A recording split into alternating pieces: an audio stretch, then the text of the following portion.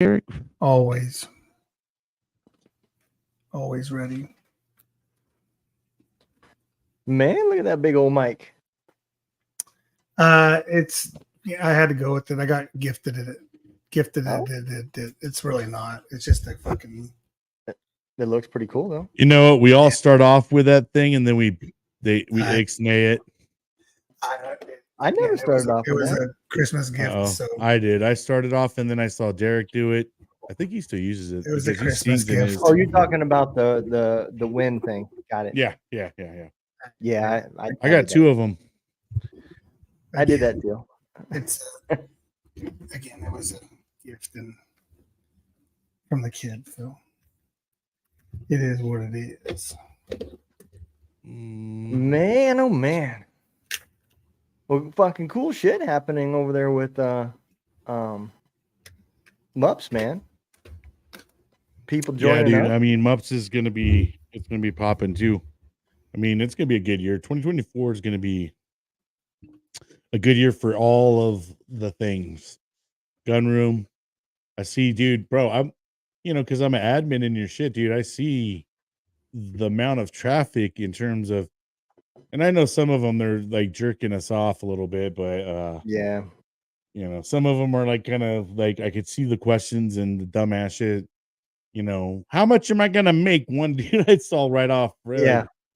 Fucking nice. not a damn thing, bro. Like is being happy and having a radio station is what you get paid, dog. Fuck. Where do you want this to go? Where do you want this to go? You want this on my Facebook and my YouTube? Wherever you want, man. This is just a hangout session, man. We're just gonna shoot the shit with anybody that pops on. And are you already on Mups? Did you already go Mups? Yeah, Mups is already on there. I'm sure Mups is covered. I just did my Facebook little. Yeah, I'm gonna do my Facebook. That's cool. But yeah, man. No, that dude. So there was a couple dudes, right? That jumped on there. What's up, Mr. Joe Allen Christie? Dang, what up? Joe Allen's all over the place. I know, man. Yeah, man. I think he's gonna be the next one that I'm gonna be struggling with to be able to contact. Yeah, and Joe, I've been trying to get him on, and well, not trying, but I need to get him on my show for season 2 at least. Yeah, you better hurry before he signs the label. I will let you know what number Joe Allen Christie was. I've seen him on your show. Episode 85. Yep. I had to write down all the. So I'm gonna make it look a little better, so I can have a little cheat sheet on for the 100th. But you guys all got your email, right? Oh yeah, brother. Yep. So I kind of went through your YouTube, Eric, and why? I didn't know what shows you wanted on the TV, but I seen one with Shannon Book, and I'm like, you know what? He'll just have to be mad at me if he didn't want that on there, but it's on there. One? Which one? The one I cried on? Huh? The one I cried on? I don't know. I just seen it with Shannon Book. I was like, yeah, he's going on there. Was it early one? Shannon Book was episode 88, something like that. I think Shannon's been on more than once, no? Yeah, Shannon filled in 93. What's going on, Jeremy? He was 93, and then I call Jeremy JD, bro. Just like Jack Daniels, Yeah, that's what I do. That's what I call him. Yeah. Shannon was 35. My boy JD. He was 35 and then came back for 93. Okay, so it was 90. It was episode 93 that I added on there. I figured I would get with you and find out. And then I almost screwed up, man. So I was trying to figure out a way to where they would release, right? And I read through Vimeo, and they said, if you have them private, nobody can see them, right? So I started your Brian. I started your channel for Roku, and I locked it, and then I went on there, and sure as shit, man, you could see it, you could watch it. Perfect. I was like, no, I took it back off because that show hasn't released yet. Yeah, I went and looked yesterday. I was like, oh, maybe it's on there. I saw you put the videos on. I was like, dude, all right. Dang. Yeah. Because I mean, the first time I checked it, there wasn't as much stuff on there. So you already got MMTV going, Yeah. and people. Donald is pioneering the way for veterans, man. I mean, on Roku channel, there's 10 channels, and we're one of the 10. So that's absolutely awesome. Yeah, man. And the cool part about this is, so I submitted the ship for Amazon. So I'm waiting for Amazon to get done reviewing the whole thing. It took Roku a good week or so before they finally approved it. And I submitted everything. So the Apple TV channel is now being built. So that should be done hopefully in a week or two. So gosh dang. So I mean, no more having to watch the podcast from your little tiny screens. Nope. You guys can watch it on your big screen TVs and see our big old mugs. Now the podcasters are gonna have to be on their shit, man, because yeah, buddy, you better have some 65-inch screen TV. They're gonna see every little flaw, and hey, you got a little piece of dog shit in your corner, man. Did you not pick that up? Makeup team over here. Yeah. I need a little brush up over here. No more hiding that shit now. Hey, I was kind of thinking that shit was gonna. I was kind of thinking a little funny way to kind of have like a season is kind of pretend like you got a team of people running your shit, and do some mishaps and sit there and act like you're sitting there talking like, hey Tim, hey bro, you're messing up on the first day already. Why? Introduction. I mean, you're supposed to start the intro already, bro. And it would be. I thought it would be kind of funny to do have like a little fake, where you're sitting there yelling at some fake ass person on a team and act like you're some big old podcast team. Yeah, fucking new guy as yeah, JD, like all these new guy. What did I hire you guys to do? You know what I mean? Like, who's writing the script here? That was the one thing I did like about MBR radio was the boy would be in the background and his name would be fake sound guy. Yeah. Joel, I did miss that. It was hilarious. Yeah, man. They doing some good things too over there, man. I seen he's like giving away bobbleheads of people's favorite DJs. On his show, and I'm like, I want a fucking bobblehead, man. A mug like this. So is there a Jack Blaze one? I want a Jack Blaze one. We'll have to check. The first one that he gave away is some girl. I don't know. She wasn't on when we were over there, but oh my god, Jack Blaze would be an awesome bobblehead, man. Yeah, especially with his like cowboy hat or something, and like his long hair. Man, love Jack if you're watching, bro. We love you. Yeah, absolutely. Love you, bro. Yeah, buddy. That would be fucking awesome, dude. I'm gonna tell you, everybody else is probably, like happy and everything else. I'm just happy that finally I get to relax.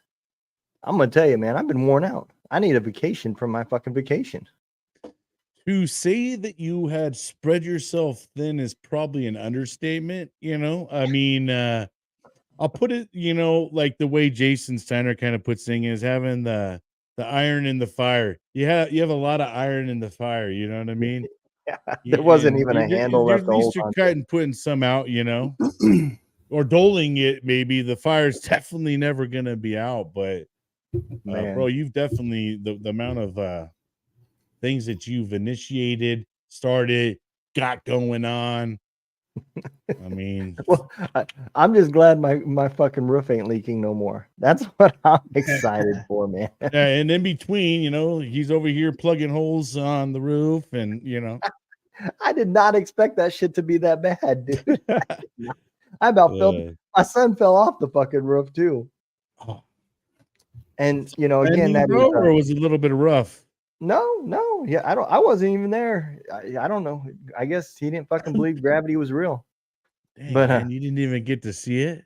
no, and the cool part about this is I just got done replacing a whole bunch of fucking wood on my deck and it didn't break. I must be a fucking decksman too. Deckman. I told him my wood was hard. He didn't believe me. You know, you could tell Eric is a truck driver. He definitely doesn't use computers. He's Oh yeah, now I'm figuring it. All right, asshole. Here is that better? No, you can't even pay attention. No, I would love to see the the ergonomical posture and all that. Well, I'm gonna tell you, he's still young in this podcasting thing because I gave away the fucking pencil and paper a long time ago. I've got so many Word documents now. Oh my gosh, dude! That's just You have no idea how much who I notes, have on. That's all. bro. Like, I started out that way. yeah, so did I. Let me tell you something. It ain't a finished The amount of product. notes. I mean, Well, that's what I'm saying. Let You're me not show you supposed to take notes. You're all supposed to be all freaking technologically inclined, I guess. bro, Well, all that's what I'm this saying. is like totally just full of notes from Yeah. all my I previous shows. Now, what I do though is I do keep a journal for all my podcasts guests. So, like, I have season 1, which I've completed, and I fold them out, pop that out, pretty much done. Then I got another one for season 2, but that way I can kind of keep record of all my guests on and stuff. And then if you ghosted my ass, then I got that Oh, on yeah. there as well. Dude, I've been getting a lot You're of on my that. ghosted list, you know. I've been getting that a Timothy New, lot. what's up, brother? Good evening, man. What's going on, man? Here's another guy that I think 2024 is going to be his year, man. Oh, Mr. Timothy Newton. You know, I feel like 2024 is going to be a good year for a lot of people. You know, I it's think just so too, man. it's just one of those years, man. Even year, you know, kind of just a good year. I don't know. What is the Chinese New Year for this year? Backwards, it's 420. Oh You shit! know what I mean? All Yeah, now all it's starting year to come long. out. Now I know why you like Yeah. it. Well, I just, you know, by chance kind of knew that. What I don't understand is how come fucking bourbon don't have a date? Because it's got to age, bro. And you know what I mean? That there ain't 18, no 20. date on bourbon to just be, you know, let that baby age. Hell yeah, JD. That's what we do, brother. So I should have bought it, 420 man. so it's actually 423. Dang it, you missed it, but it is 420 somewhere. Always. I'm gonna tell you, man. I should have bought it. They had some crowns, some 18 crown, and I didn't know at the time because I'm not a big, you know, whiskey. I like bourbon, but I don't really follow all the whiskey bottles. And it was on sale for $65, and I bought some Crown XO, and I got a thing of regular Crown for my wife. And that Crown XO was pretty fucking good too. She doesn't have any left. I made sure of that. But I didn't realize that Crown 18 it had been aged for 18 years. The number represents the years, yeah. Yep. But it like the normal price is like 160 some bucks. I didn't know that until I was talking to Jonathan about it, and yeah, he told me about it. Well, I didn't know that either because we killed my buddy's bottle. Was it pretty good? Oh, I loved it, bro. Yeah, I kept going back for it. It was just very smooth. So the I think Crown his was 19. XO, I think his was 19. Okay, the Crown XO was aged in. It was finaled in a what is it? I want to say kayak, but it ain't kayak. Cognac or whatever it's called. I don't drink that shit either. Yeah, there you go. That shit. It was aged in one of the barrels for that. It was pretty good, man.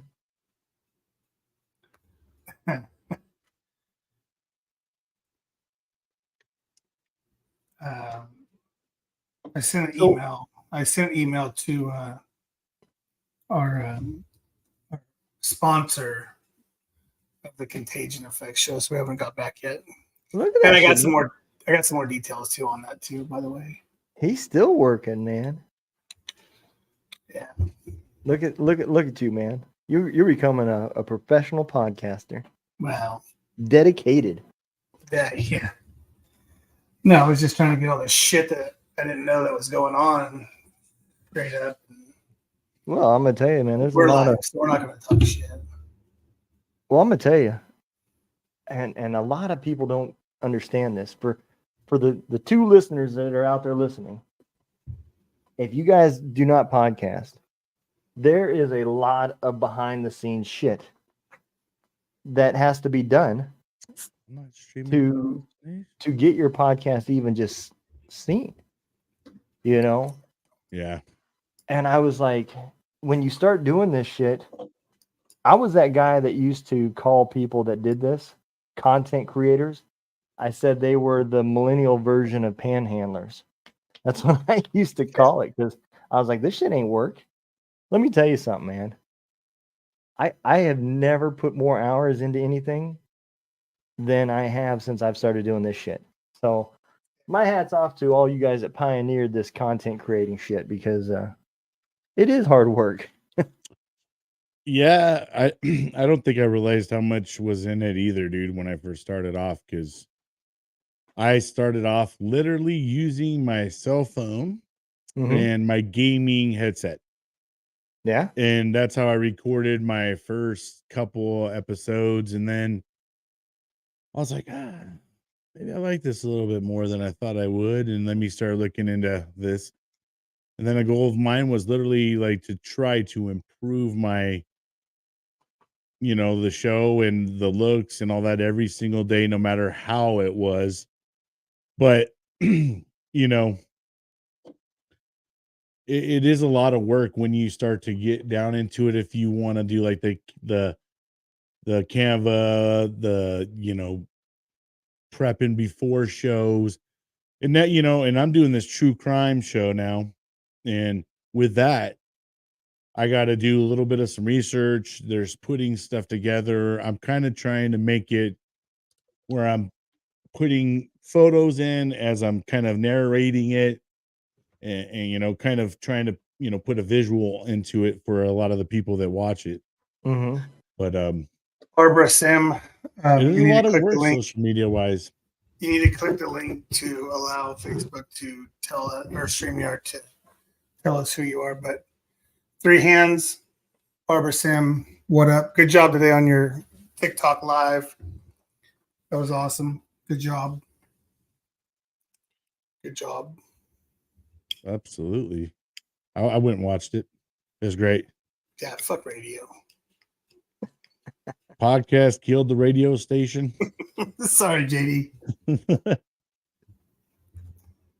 It hasn't killed all the radio station. It just got rid of the mainstream shit. The one that all of our people are trying to get onto. I think a lot of people like to hear conversations like real talk anymore. Yeah. Hey, can I test something real quick? I got to test something real quick. Go for it. Shit. Okay. Yeah. Shit. Oh, you have no cussing on your. That's awesome. No cussing on what? It blocks it out on the Facebook. Does it really? Yeah. Shit. Oh, really? So it's getting a lot of beeps then. He's over here. Beep. That's awesome. It's kind of cool. It's on the military podcast one. Oh, my kid's home. Shit. All right. Yeah, no, dude, I think it's exciting. I know you worked your ass off for it, Don, and it's whatever we can do to get the voice out there, right? That's what we started all this for. Absolutely. And, I found out that what I thought was happening is actually going to help another veteran, which is cool. So yeah, I didn't know no, it's no beep. It's just on the translation. I apologize. On the translation, I didn't correct myself on your subtitles, subtitles. There's subtitles that won't translate the cuss word. So, what is it that if you don't mind sharing, man, what is what was the news or that ended up helping another veteran? What? Yeah, so what we did with Gary Miller was it helped Tom Ettinger get his 501c up and going. So there was really no money coming in. So that was I didn't know that's what we did. So I just found that out today, which is kind of cool. That's eventually it goes back to the veterans anyways. Anybody that advertises with Contagion, it's going to go back to, veteran or whatever. I didn't know what the business. What he's laughing at. I'm laughing at JD for his comments make me laugh. So by him sponsoring you guys, it helped somebody else. He paid for another veterans show to be brought up and started up on the 501c3. Hell yeah, man. That's awesome. Again, that's what it's for, right? I mean, eventually the money that we do bring in goes back out to veteran shows and apparel and, sponsoring this and going, Ricky's got a show coming up and we're going to sponsor 2 spots for it's like $20 a spot and 300 people involved. It's basically like a webinar. Mm-hmm. So that's going to be in a couple weeks. He's amazing, dude. What's up, Shannon Book? Yeah, he is, man. And I'm going to tell you, his program is. I can't say enough about it, man. Yeah. I need to get back into it. Since the holidays and trying to finalize the podcast, and then going from the basic course into the advanced course, it changed the date to every Tuesday instead of every Monday. Yeah. So it took me a minute to get all my Tuesday recordings swapped over to Monday because I had Monday cleared, so it's been a little bit of work, but I need to reach back out to him because, dude, I'm going to tell you that course is for anybody, for anybody that's listening to it. He's not, Ricky's not a veteran himself, and he helps men, not veteran men or, policemen, or he helps men. His program does work with women too. He just, himself, he does not do. Well, that almost didn't sound right. Yeah, you were about to. Yeah, I know what you're about to say. He does do women, but right. He doesn't do women. On his program, it's not geared towards women. No, it is not. But again, on season 1, I found somebody. All she does is women. And her 501c is really cool, man, because she they fund research for female veterans TBI and PTSD, right? Not so much the like paying for therapy and stuff like that. They're literally providing money to places. Oh shit!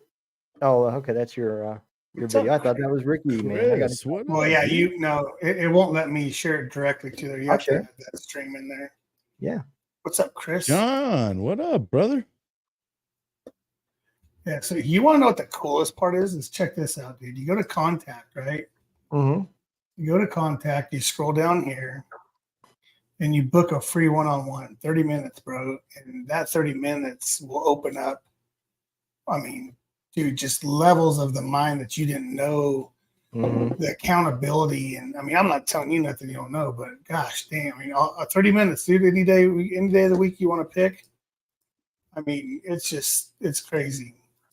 So I'm going to tell you, man, I can't remember who it was. It might have even been you, Eric, that put in our group chat, hey, this guy is looking for podcasters that he wants to be on their show. He's got a podcast himself. And, it was the same thing that we do with a lot of people to help, spread the word. And if they want to get on a show or whatever, to help promote them. And so I clicked that link and set up a time. I didn't know what I was getting into, brother. I really didn't. And so he comes on, and the first thing he says is, so how can I help you? Yeah. And I didn't know what to fucking say. How the fuck do I know? You know, I don't even know what I'm Right. doing here. I thought we were just talking and gonna do a podcast, you know. Yeah. And it went from that to him inviting me to one of their Saturday events. And I'm gonna tell you, man, I left that event in tears. Yeah. Oh, I dude, felt so comfortable. I opened up on that episode, or not episode, but that group therapy with a bunch of strangers that I didn't know. And, you know, I was out there door dashing and I stopped. I'm sitting in a fucking parking lot, bawling my eyes out, you know. And next thing I know, you know, he's reaching out to me and I'm in the actual class. Dude, I learned so much shit, man. I did. It made me a better person, dude. Like I said, I don't promote a lot of things. yeah. As a matter of fact, that's one of the reasons why I quit going live with my shows and started pre-recording them, because I got duped a little while ago. But it's all right. Hey, I'm going to share this one more real quick too. Okay. It was something that we did. This was part of last night. Last night. And I don't know if your volume's going to go through on it, but we'll try it. Go to as soon as they get out. And they go, now that you are getting out, take the couple classes, do these things, but then plug into Hero Stock or whatever it's going to be. He's talking about veterans getting out of the military and how there's not enough positive influence or just education as veterans are getting out of the military. To say this is the Voltron where it comes together, where you'll do the mindset with me and you'll do this thing with you and you'll go rucking with these guys to take the body side and get that out too. And there'll be a spiritual aspect with these guys. And then there's going to be a emotional part here. And then there's going to be this part. And together we become something complete where that becomes the new normal. Who uses the analogy, the Voltron, right? You're all these little pieces and then brought together. It's like, that's what I'm talking about. It's just like normal conversation. I started laughing halfway through the show, dude. Yeah. I'm gonna tell you, man, he's a great guest. And that's where the dream comes in. This is why together we are stronger. That will turn into. Yeah, no, it's absolutely. The dude's just a righteous dude, man. Had such a great time. What's up, Chris? What's up, Chris? Chris, bro, what's up, man? That's exciting, dude. Congratulations. Yeah, no, it's awesome. It's one of my favorite hats. So let's jump on the old EDAS train, man. Betsy. Where did season 2's idea come from? Hi, Betsy. What's that? Where did season 2's idea come from, man? Well, first off, I love true crime. I've always had an interest in it. When I was a kid, I liked watching cops. I like watching jail shows, like all that kind of stuff. I love the 90 days, you know, or the 90 days in or whatever. I love watching all that kind of stuff. So I don't know, man. At first I kind of was tossing up a couple things, and now I actually have even more ideas for other seasons since I've done this now. And other people have actually reached out to me and said, "Hey, listen, you should start maybe doing something on this." And I was like, "Ooh." So I got another idea, but so basically, man, I decided, hey, why don't we just kind of do a true crime military edition, and let's let me see how many contestants are out there. You know, how many crazy fools are out there, bro. I could probably go a couple seasons with them, man. I mean, so far I have a list of 20 that I'm working on. I've already knocked out all of the episodes for January, so I'm completely filmed for January. I'm working on February right now, and so it's just, you know, I couldn't believe how many there are out there. You'll be shocked to listen to the. I didn't even know Jeffrey Dahmer was a veteran. I didn't either. I had no clue that crazy fool was. And I mean, there's just a whole list of them that you're just like, oh, sheesh. And you know what's funny, man, is I don't know if it's a quinkadink, but almost every serial killer is born in the 60s and in around May. I don't know, bro. Really? May Uh, and 60?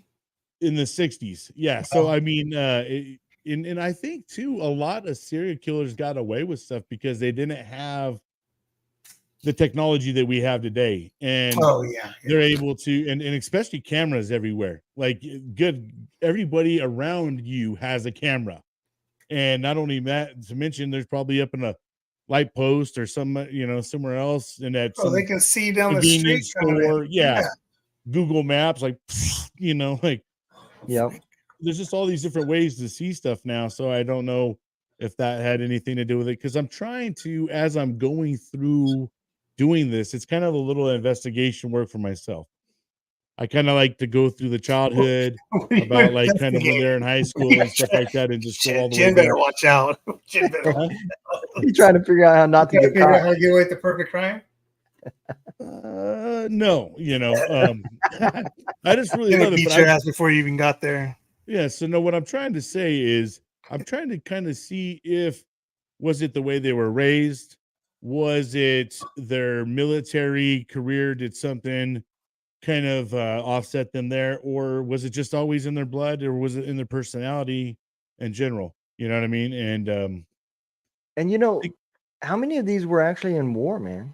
Because now that I think about it, you look at the time frame. I don't think Timothy McVeigh went to Desert Storm combat. would have been his time frame, but the bombing he did that in the late night. I mean, he could have been a Desert Storm. I Maybe. mean, I don't What recall was it. it, 95, 96? So far, though, that I've seen, I do want to say one of them is a Vietnam actual veteran from Vietnam. So, Okay. it's just I've done so much research on them; they all start tying together. Yeah, man. But a lot of them are Army veterans so far.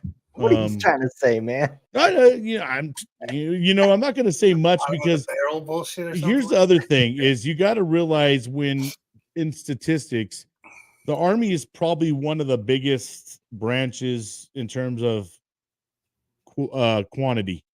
Yeah. They do fill the quantity. That's why they call it the few, the proud. There's not that many badass muff.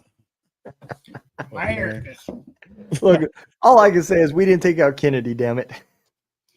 Well, so yeah, I mean, so maybe the guys that assassination wise, now you start talking about assassination wise, we'll shut up there because yeah, Marines probably got that one, but that's just, I know it's sad to say, but we're badass snipers. I mean, that may not be appropriate right there, but Man, Well, I believe if of I'm not course you're mistaken, gonna say that, Jonathan, bro. Take that Army somewhere else, huh? so hey, have you guys had Kimmy Gwinner on yet? I have not. No, Yeah, she's coming up. She's my 99. bro. You usually get some people on there before they. Yeah, Oh, Yeah. I'm an asshole right now because I got a couple I'm holding on to. there. You know, Nobody like, does research like Eric. All the way Dude. back when I first learned about the contagion effect. I'm not going to say Nobody the does person's research like name that. on this show, but there is a person that he had on his show that I've been trying, and the dude, he was going through some hardship, so I give him a break. Yeah. All of a sudden I seen him on Eric's show. I'm like, Is that T22? this will be yeah. Gotcha. Yeah. I was like, It's not good. oh man, okay, all right, bro. I'll be honest all with right. you, it wasn't. Okay, for the record, it wasn't a top 10 show. Just saying. Hey, Yeah, when you're going through but- shit, you're going through shit, right? I mean, God, Right, true. And more power to them for coming out. and the other other, end. I'll be honest with you, and staring at all you Marines out there, because the ones that I've actually had the hardest issue with or ever got ghosted by a Wild guest boar. were my own Marine brethren. Hey, so let me address the Paul. That's great. So that's funny that you say that, because coming up on the Contagion Effect on Friday. No, why did I say Friday? Why would I even say Friday? I don't know, bro. Because Why would I did say you move Friday? your show now? Good Lord. You've been doing Thursdays for how Good long? Lord. The reason why it looks like I'm making love to a wild boar is, if you do the privilege, Dylan, Yep. we are having Griffin Coiner. And if you're a firefighter, you'd know who that is, because he is also known as Salt Stash. And he has a magnificent beard. I mean, mustache, beard, but they sell beard product, mustache products. And so it's the only reason it's getting way crazy, because normally it's a little more tighter and You said he was neater. a firefighter? Yeah, he's a firefighter. That's why, dude. Those guys got the best mustaches. Bro, they got. They Oh, know how just to wait. stash it. Hey, you see a little bit? You can see a little bit. I mean, it's the only reason I'd never let my shit go this. I mean, so we got some wax. We might have a little mustache handle. We might I have a feel little. like Hero Stock inspired Bro. you at first, bro. Like Bro, I'm telling everybody you. there had It's a gonna be dang crazy. facial hair. Yeah, man. Yeah, so that's why it looks like a wild boar is making love to my face. I got a couple guys at work that have crazy mustaches and stuff like that. It's great. This guy's just a legit dude. And everything that he sells goes back to first responders and firefighters and stuff like that. So yeah, that's why it's all. I mean, it's pretty thick. Hell, wide. Is that crazy? Gotta Let's give do a shout Wheels out for to Wheels for Warriors. Warriors. Oh, there you Oh, go. yeah. Wheels for Warriors, and Congratulations. all the great things, they do out there. Jesse Yep. just got awarded in his hometown in Nebraska. Yep. Veteran of the Month. Yeah, dude, Veteran of the Month on the TV show. Congrats to him. They do great things out there, dedicating a bike to veterans. I got the opportunity, actually all of us got the opportunity to see it first in person at a Hero Stock, and to watch someone receive a bike that they weren't expecting is awesome feeling. And not only do they give a bike away, but they basically support the person for the first year of the bike. They got gas, they got riding instruction, so yeah, they don't just give you the bike and say, here you go, and just have say that. peace out with it, dude. They really take it down the course, which is amazing.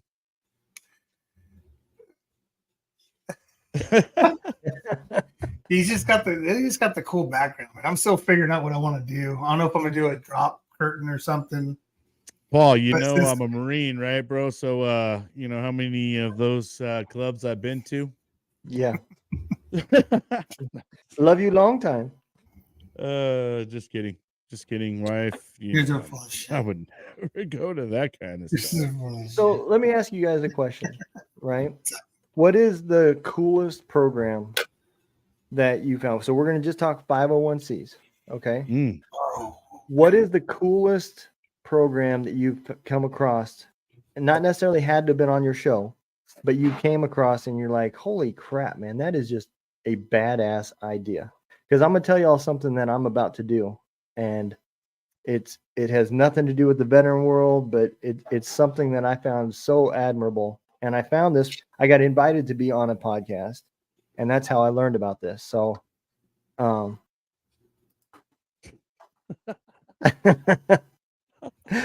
trying to figure out how he can see what I'm wearing underneath the damn desk. How did he know it was hard?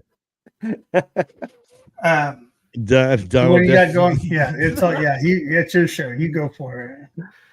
But so either one of you guys can start, man. What is like the one thing that you found that is just like fucking badass? Go for it. There's a couple for me, honestly, to be honest with you. But I'm a huge believer in not only just someone talking the talk about their nonprofit, but showing that they're legitimately doing stuff. So like I had on Wacky Wednesday, Joe, he takes veterans out hunting, and I mean, they do a lot of hunts, a lot of fishing, a lot of just outdoor stuff in general. Mm-hmm. Not only was he able to come on the show and talk about what he does, but he has nothing but picture after picture of them outings and all the great things, smiles on all the veterans' faces, and so that right there means a lot to me, and that it shows that not only is he talking, but they're walking the walk too. Because a lot of there's a lot of nonprofits out there. They need donations, they need help, and sometimes that's all you hear them talk about, and then you don't ever get to hear the testimonials and all the things of what you're seeing great people do. Yeah. Joe Wesner, yeah, dude, great dude. Yep. And literally, I love seeing all their stuff, and I share them all the time on my page because I just love their outdoor stuff. And like I said, everyone there looks like they're having a great time. And it's like building camaraderie, and it's just like the old times when you're out there hunting, kind of got weapons again, out there bullshitting, and probably it becomes a little bit of a fight with one another of who's got the biggest kill, or who's all that stuff. Just fun things like that, and that's what it's all about. Hanging out saves lives, man. I mean, it just creating the events to hang out. And Hero Stock is another one for me that touched me, because I got to go to it personally, and then literally get to see and feel walking away. So I got to be a part of that, and being a part of something like that made me walk away saying, hey, I'm going to go every single year to that. I will buy a ticket from Southern California and make my way out to Nebraska. Tax deduction, by the way. That's a tax deduction. Oh, never mind. Yeah, I forgot. Yeah. Not an LLC yet, but you know what I mean? It is tax deduction. If I was, shoot, man, maybe I should. Travis. Next Hero Stock just to make that. But no, so things like that, man. I mean, I love the ability to create that hangout and build that camaraderie again, and have that awesome time of hanging out with like-minded people, feeling kind of like you can smoke and joke, so to speak, like you did in the old days. Not so to speak. I'm figuratively speaking for myself. But yeah, those I would say, I mean, for me, there's several, because on Wacky Wednesdays, I've had some really amazing nonprofits come on and talk about what they got going on. And another thing that I have learned just in general is there's a community out there just about for anybody. You want to read a book, there's a community for people that want to read books. You want to go out there and skateboard, I've seen skateboarding ones, I've seen dirt bike ones, I've seen motorcycle clubs, I've seen hunting clubs, fishing, just you name it, there's one out there. And if there's not one out there, create it. Be that one to go out there and make it happen. You know what I mean? Go create that community. Now's the time. It's a great time, and with the VAs, very filled with. There's a lot of they probably many years they go by, they don't have to deal with combat veterans so much, but now there's a lot more combat veterans that they got to deal with through the VA system, so it's a lot more probably plugged up than it has been. So a lot of these other places to kind of pass time for some of these veterans, to kind of give them a ledge to hang on while maybe the veterans backed up, the VA's backed up, and some of these nonprofits give them hope. You know what I mean? Yeah. Absolutely, man. Wow. Okay. Well, sorry about that. Yeah. No, I love it, dude. I love it. First of all, Travis, if you really want to vet an organization, unfortunately, we're needing to do that nowadays. Yeah. Go check out the 990 Inn. For me, I mean, obviously, the thing about Hero Stock is, we're going to pimp Hero Stock every chance we get, because we know and we've seen the benefits, we've seen the hard work, and we know what it does, right? But even though you said they didn't have to be on the show, Dawn, for me, my first one would be trying to send you. Can you share that, please? Yep. Would be 22 Mohawks. Oh yeah. Oh yeah, yeah. Yeah, can't forget about them. And to be honest, like this was one of the original. I mean, he was our 32nd episode, but it was one of the original ones where I was like, I want to check out what they do. And bro, like not knowing and going in and looking. I mean, just the Pup for Vets, bro. Like 100 dogs. Bro. Yeah, 100 dogs. And so this is another nonprofit that walks the walk. They don't just talk a talk. Yep. You know what I mean? That's what I'm talking about. And so it's and like we said about with Jesse Cunningham and Wheels for Warriors, you start your application right here. There's the training. You can foster. I mean, obviously, it's a little harder for us to foster because we're thousands of miles away. But if you're local to Massachusetts, bro, they're always doing something. Yep. They're always got something going on. And like that's man's best friend, right? I mean, everyone talks about that. Bro, they jump out of planes. They do dogs, and they also do like yoga classes. Yep. Yeah. Mental, physical, and just the well-being for what they do. It's just I love Dave and Stacey. So I have a quick amazing story. People. Yeah, we actually used them one day. It's been about 8 or 9 months ago, but I had a buddy reach out to me and he's like, "Hey, this guy that I online game with is talking way crazy." And I said, "Wow, shit, man, where's he at?" He's like, it was like Maine or Massachusetts, right? It was back in the area back there. And I'm like, but he's moving out to Washington State. So I'm like, okay, now we're in limbo. Like, where's the dude at, right? So I called our friend Nino Gray, who is actually the salute to service for the Seattle Seahawks liaison. And he was on the show he was on the show twice, real early. He was actually episode 6.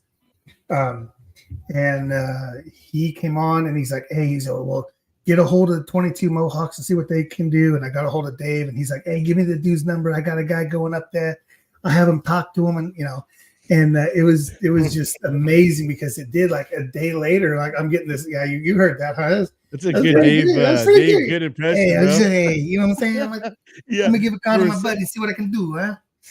But no, it was just funny because it was just ironic because this guy that reached out is in East Texas. So it goes from Texas to Modesto to Washington. Then from Washington, we go to Massachusetts. And then, they deal with what was going on. And it was nice to know that he's still here.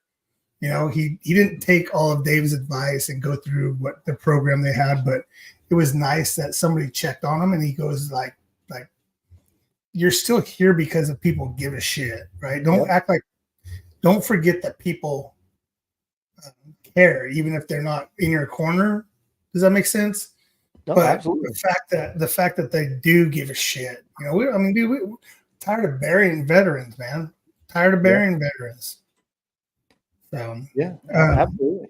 And I'm watching that program that you're talking about right now. I'm watching it unfold. Yeah. So Joel, a buddy of mine, he is a veteran himself and a huge advocate. I mean, he helps with Guitars for Vets, and I reached out to you guys and other people and 22 Mohawks, and he is in the process of getting a dog through them. Nice. And so let's follow up with them. Yeah, I mean it's amazing program, and they don't do it because they're getting rich. They do it because they care. Bro, are any of us getting rich, dude? My savings accounts dropped about $5,000 since I started this thing. So I don't give a shit about what people talk. I don't do it. I'm not doing it for the money. I'm doing it because I get to talk to you guys because we're brothers. I mean, bro, I don't know where you're at right now, Dawn, if you're in Missouri or if I'm in Missouri. Yeah. So, and I know you're in SoCal. It's like, but that's the thing, dude. I just talked to a guy from Chicago last night. We're going to talk to a guy that's, in freaking Minnesota today. It's the crazy part about all this, and we give a shit. We're not just lip service. Like, we don't have to get along. We don't have to agree on everything because that's going to make it boring. Right. That's I part of didn't the like network. being left in the back room for 4 minutes. That kind of pissed me off, to be honest with you. I was like, bro, like if I had a rock, I would have thrown it at you and hit you. Well, it Like, was yeah. because he was cussing out Bet Mix, you know. Yeah. So I was like, Instead of a well, bitch wouldn't turn on. you know, Hey, and then real I was quick, gonna have you I'm gonna- share this real quick. Just Okay. share just because we talked about it, but this is Joe Wesner, the Ultimate Veteran Adventures. You guys aren't following, go give them a follow, give them a like. These guys are literally what's up, Brandon? What's they up, Tim? practice what they preach, Adam, what's going on, and guys? they're out there doing great things. Very impressed. That's They're awesome. the Ultimate Veteran Adventures. So And where are they located? I think Joe is somewhere out east. Sorry. Let's see, Ohio. yeah, it is Ohio. It is Oh. Ohio. Yep. Yep. Man, it's the only state that probably has it. But they do things all over, man. I mean, Yeah. They're actually one of the larger hunting. look at this pheasant hunt nonprofit. going on in Michigan. Michigan, right? Yep. You got Michigan stuff going on. So yeah, I mean, just picture after picture of them, really testimonial stuff. You know what I mean? Yeah. Yep. Hey, last one I want to do before I jump off real quick. I got dinner. Go ahead. You can remove it. I just want to show this real quick. And it was one that I had chased for a cool minute. It was over a year and a half. This is Eric Ward. Eric Ward's family started this, the Forward Project. That was so hard to say too. What they do is they have rocks, different sizes, and they're all numbered and dated and placed all across the world, really. And Eric is part of the 22. And so we went through a deep discussion about that because I mean, when you're burying your son, you know, it's tough. Kendra and Brian came on and talked, and man, we had a good moment. We had a couple of good moments on there, and you know, jovial, laughed all the time. Was the comic relief on everything. The first to go do things, the last to leave type of kid. Never got in trouble, and I mean, just it's the reason why we do it, right? But God, dang it, like it just sucks. It just sucks. I mean, you know, but those were the two. Those are the two. Well, like again, like we said, the three. Ward was a young dude still, man. Young, yeah. A lot of life left. Yeah, I mean, it's the three. Those are the three, you know, and obviously, again, you know, we hold hero stock near and dear, and always will. But those were two that I kind of was like, oh man, like they're doing good shit and legit. You can check on them. They're posting about what they do. They show you what they're doing.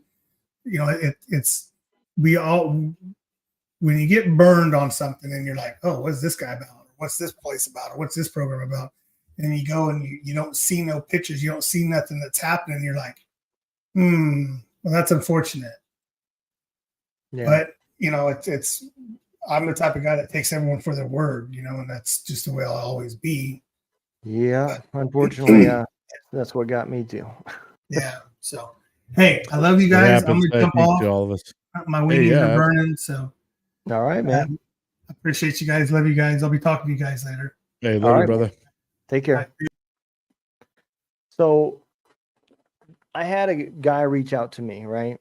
And I don't know how you do it, but for me, like every season, I don't have I don't know, a mascot of what I want that season to be like, right? Right. Yeah. Yeah. But I have a goal. Direction and yeah. Yep. But I have a goal of what I want to get out of it, right? So when I started my podcast, and it was fun at first, but then when I learned that it was therapy for myself, I became selfish, you know, because I was getting something out of that. Right. And I didn't want it to stop. So I'm still that way. Well, this year, what I want to get out of this is I want to show people that podcasting isn't just about making money, right? Even though 99.8% of them don't make any money, but that image is out there, right? And so I got invited onto this podcast called The Fallible Guy, right? It's a veteran podcast. He found me. I didn't find him. And man, it was an amazing show. And afterwards, he invited me to be a part of this really cool 501c where he uses another podcast that he has created to help a problem that I have seen for years in our country. There is too many fatherless kids out there, right? So he has a podcast called Read Me a Story, Dad. And what he does is he has other podcasters do a podcast reading a story. And the idea is that a single mom could put that podcast on for the kids to get a father figure to be able to read them a story. For kids that don't have a father, right? For whatever reason, not just because they left or whatever, maybe they passed away or something, you know. But when I seen that, I thought, man, what a cool way to use podcasting as a way to do good. So he asked me what my favorite book was, and I told him, I said, well, I'm gonna be honest, man, I'm not a cat in the hat kind of guy, you know. I'm not that I have a hard time being energetic about things that I'm not super interested in. And so some of these little kid books, I said, so what are we talking about? And he's like, well, up to this point, he said, all I've done is anything that I could read under in 30 minutes or so. And so it's really basic kid novels. I said, well, would you have an issue if I took my favorite book as a kid, a book that I absolutely love, even though it's longer, and I cut it up in 1 hour increments, and I just send you whatever I read that hour, whatever I read the next hour, until the whole book's done, and then you could do what you want with it, right?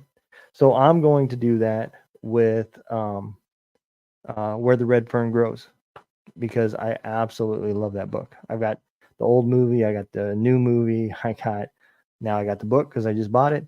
But I think that's really cool. I don't know how appropriate it is to have some guy with the name Two Drunk Dudes in a Gun Room reading a fucking book to yeah. But that's, what I'm going to do. I'll probably change my backdrop and not have my podcast name or anything in it. But yeah, because you'll be surprised how many people misunderstand your podcast. Like they think it's about guns and I get it all the time. Yeah. There was an argument going on in the Gunroom Radio chat over the name Gunroom Radio. I was just thinking to myself how much they would flip out if they knew what the podcast was called. But it's really cool. So, you don't get anything out of it, not monetarily or anything. I think the only advertising that he does for you is it's in the title, Where the Red Fern Grows, read by the podcast name, right? So, I mean, that's all you're going to get out of it. So it's not about, receiving any advertisements or, getting people, because you don't even get the likes or the downloads because it comes from his podcast, They're probably thinking you're going to be like, and choose. I probably shouldn't drink while I'm doing that. No bourbon, bro. No bourbon. But no, I think that's fun. I think it's a great idea. I thought it was such a cool idea and a way to take, because he has made it completely separate from his podcast. Hey, what's going on, man?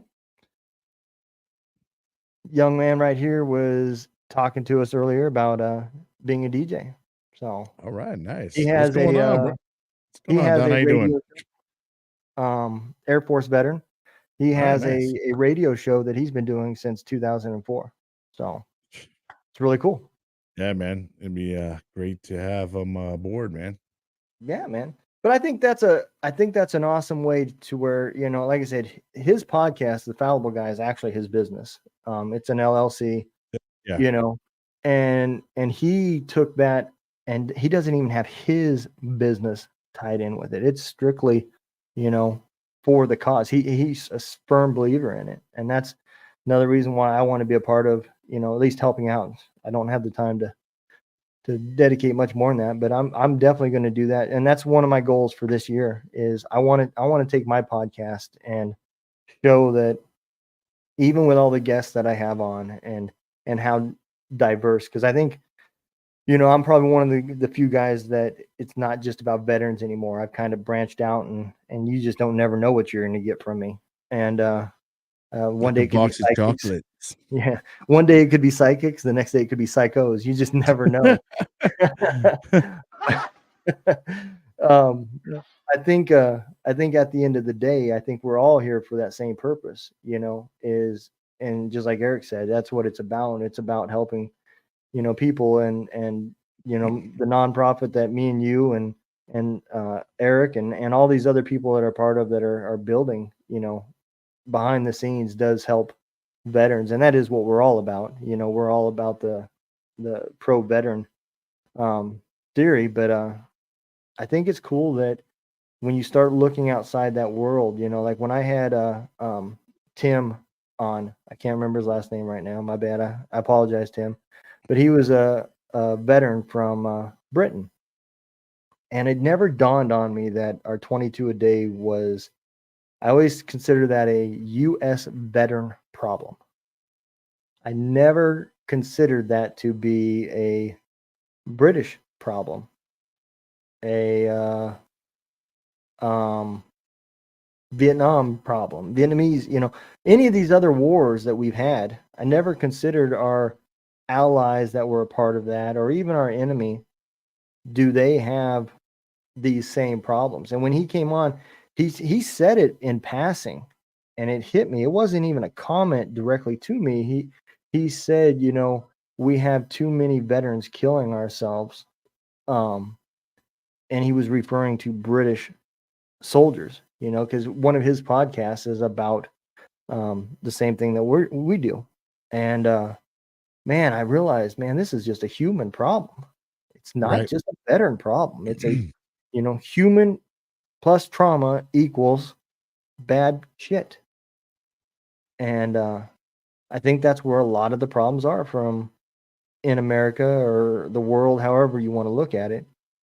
And so by taking a podcast and being able to make a difference, maybe my show will never make a huge difference, but it might make a difference in a few kids' lives from me reading that book, or a veteran that came on and found a service, or a musician that had the ability to have music played.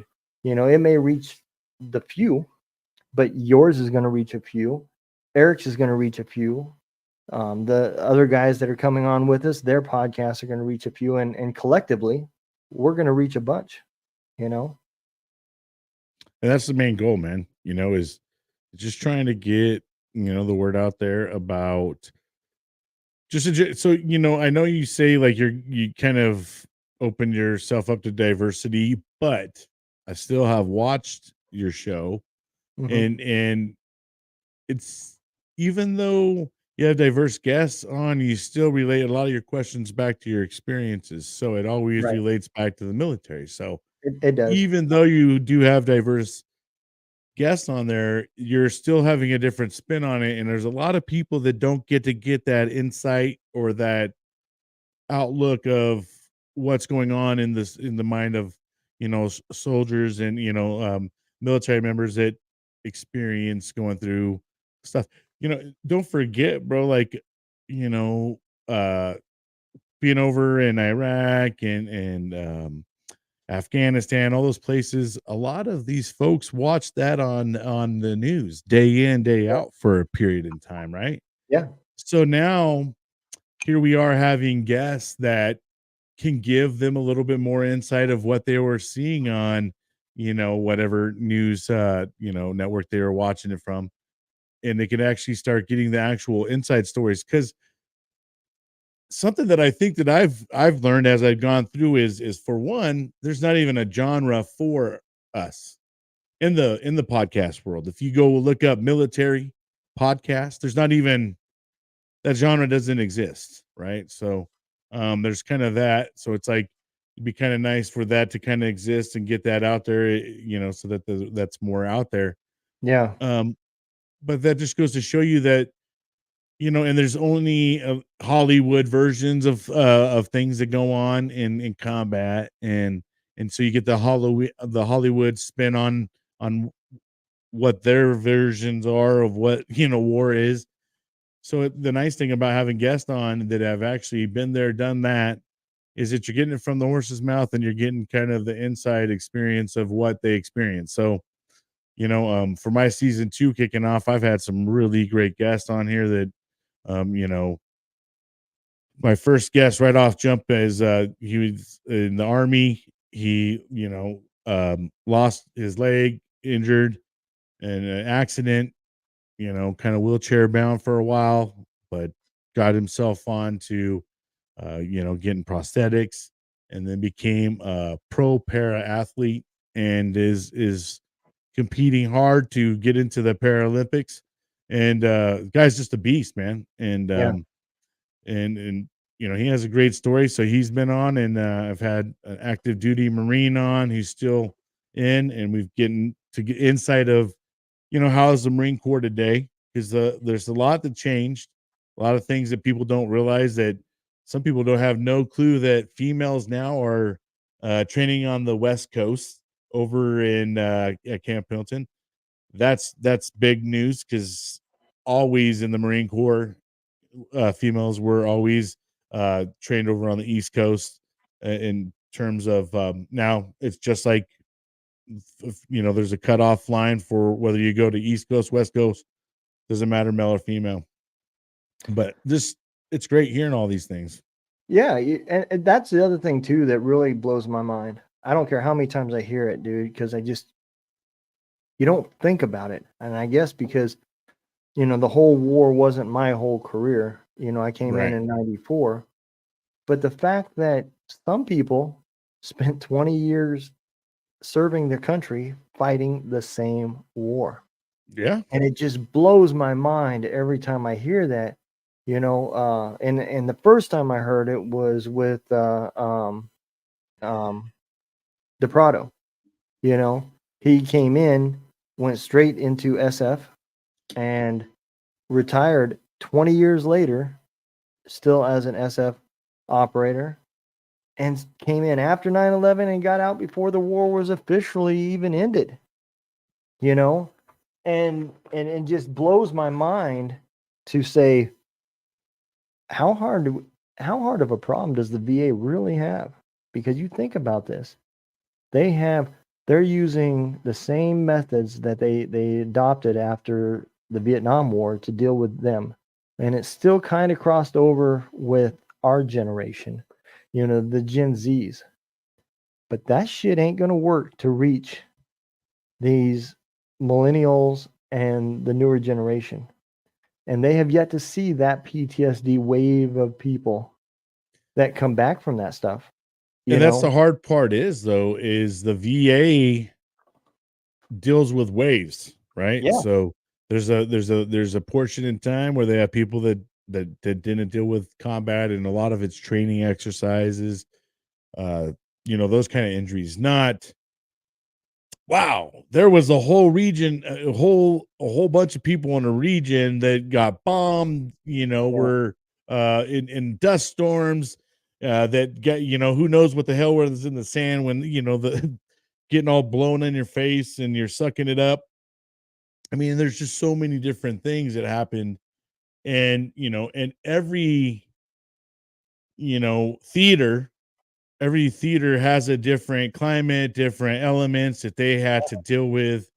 You know, we didn't have to go through the swamps and have, you know, all those kind of things, so to speak, unless you know, we're going through like the Euphrates River and the Tigris River, but, you know, there's bridges and stuff like that. But like if you were in Vietnam or somewhere like that, them dudes had like jungle rot and, you know, things to that nature. And, you know, in the world wars, they're on the beaches and fighting on, you know, sand, like soft sand, you know. And here, these last wars, in terms of what we've experienced, some of them were in very open areas, and some of them were literally freaking door to door combat. You know what I mean? All in your normal neighborhood, and and we're going into these dudes, home territory where they know all their buildings, and our buildings are not the same as their buildings. I can assure you that too. They're not even built the same. And so I don't know, man. I start going off on a tangent on that one, but No, you're absolutely right. So that brings up another problem, right? And God, I wish I could. We're having the conversation that I really want to have with a Vietnam veteran so bad. right, But yeah, the thing that I always look at, right, is the challenges with your TTPs, right? Not just, the fact of how bad was it, not what the bad things that you've seen that gives you nightmares. That's not the conversation I want to have. I want to have the conversation with the challenges that we faced that was different between the generations. And you brought up that valid point, man. In Vietnam, when you came across somebody in the jungle and they weren't wearing an American uniform, you knew they were enemy. They kind of had the similar problem when they got into the villages, but it was pretty safe to assume that they knew not who many the other enemy people- was mostly. Right. We didn't have that luxury. Oh you no, went- because it you was went through a civilian door. populations. Yeah. And you went through a door and maybe there was an 8-year-old there. But just Mhm. because he was 8 didn't mean whether he was an enemy combatant or if he was an 8-year-old child. You didn't know anymore. Yep. And that's the stuff that is just so brutal to think about. And then we took those same people and said, you're going to go, and then you're going to go again, then you're going to go again, and then you're going to go again. It wasn't like the draft. At least with the draft, you knew 365 days later you were no longer in the military and you were not staying. World When War you II. deploy into war, you quickly realize your numbers, right? Yeah. And you start to realize it, because the thing about it is, the longer you go with your war, you're taxing out your people because you start running out of reinforcements. Now, reinforcements have already gone through this iteration 3 times, and some of these guys went through too many effing deployments. Yeah. I think one is a fucking lot, but I mean, they probably should have cut it off at 2. Some of Yeah. these dudes 4, 6, 10, a dozen. I mean, bro, $68 the a psych. month. Yeah, I and spent the shit that 20%. you see every time, and just because one time you have a good trip, out on the fence line, it's a good trip, no one fought, no casualties, nothing. That don't mean, man, the next fucking trip out, it's not going to happen. You could lose half your platoon on the next trip out, bro. Or you could have 10 that are peaceful as all hell, and then there's the number 11. Well, and it's not just that either. Like you Right. said, it could have been a peaceful trip, but the wear on your body that is spent with adrenaline pumping through your body for that whole That trip. too, bro. That's a whole other You know? element that we don't even talk about, and you don't even really ever think. And it's hard to ever explain that to people in general.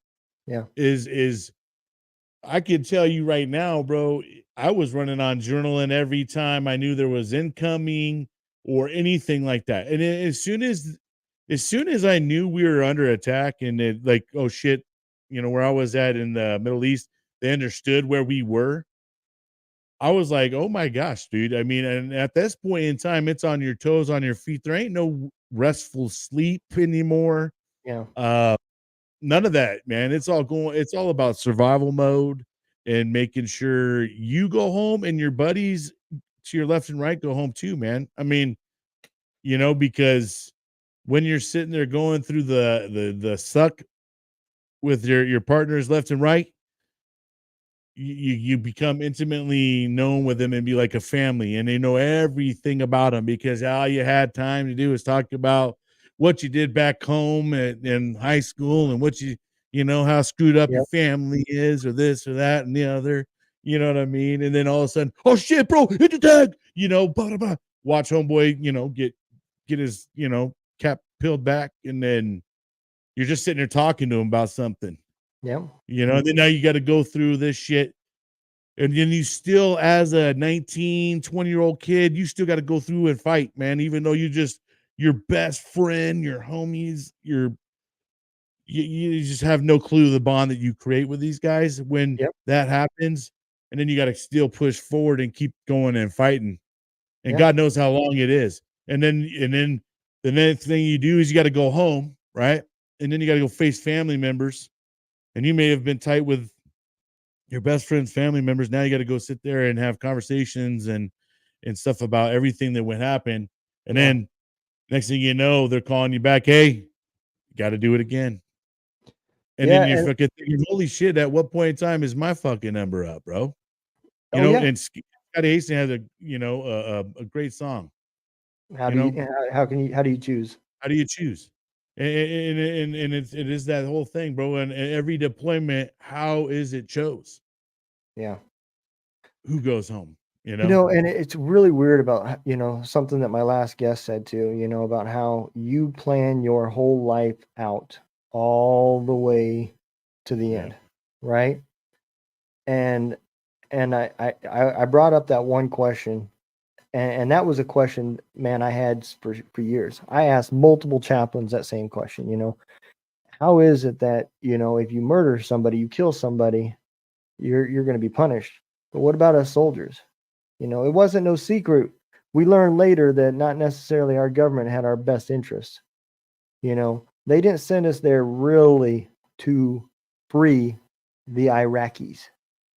There was political gain from a lot of the stuff that we got sent to, you know, and I think that is the case since after World War II.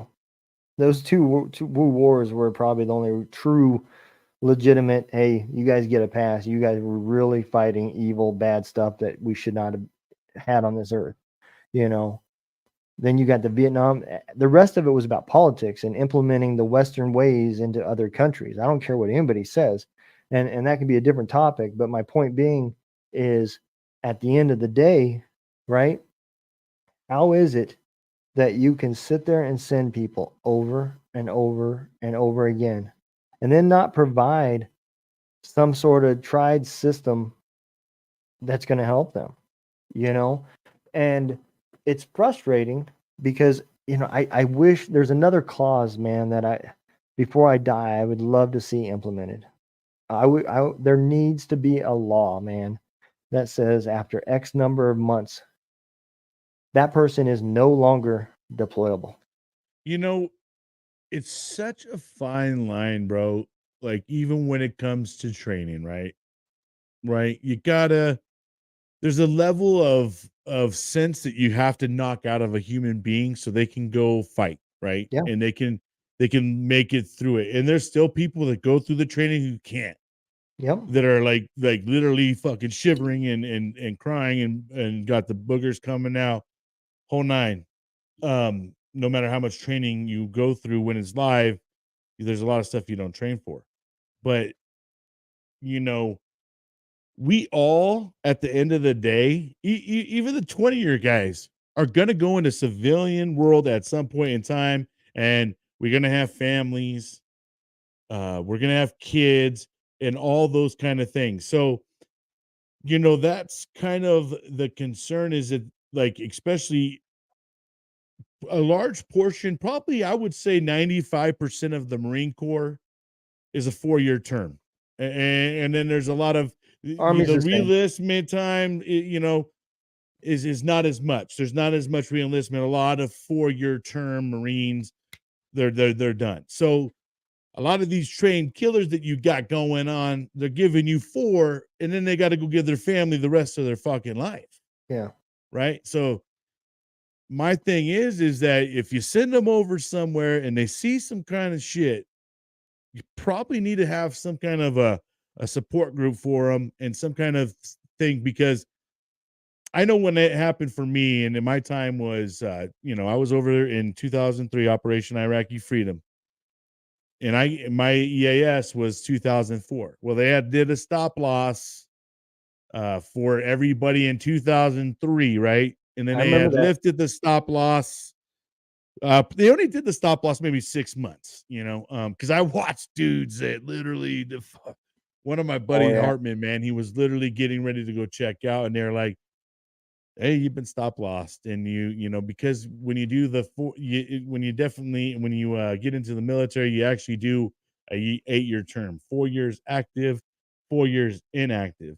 And what that means is during that inactive time, they can call you back, and you sign that contract. So they can technically stop loss you if you did not do the full 8-year contract. So a lot of these dudes got stop lost, and you just see their whole morale go right out the window, man, because just some of them weren't ready for because once you deployed, sleep deprivation happened. There was a lot of sleep deprivation. They had us unloading ships, because we had to get ourselves set up over there, and I was one of the first people over there. But when we got done and when we came home, there was nothing, bro. Like it was literally, here's your paper. They didn't even have. It was kind of like a skeleton crew as I was kind of checking out too, because a lot of people were deployed. So um, there wasn't any concentration on like, oh well, hey man, this guy's been through X, Y, and Z. We should probably make sure he's got this, because when you're young and you're programmed a certain way, dude, you don't got problems. You don't got any issues. You're still, you're a bad motherfucker, and when something bad goes down, it's not you, right? Well, you don't want to look different from that guy that's to your left and right. Yeah.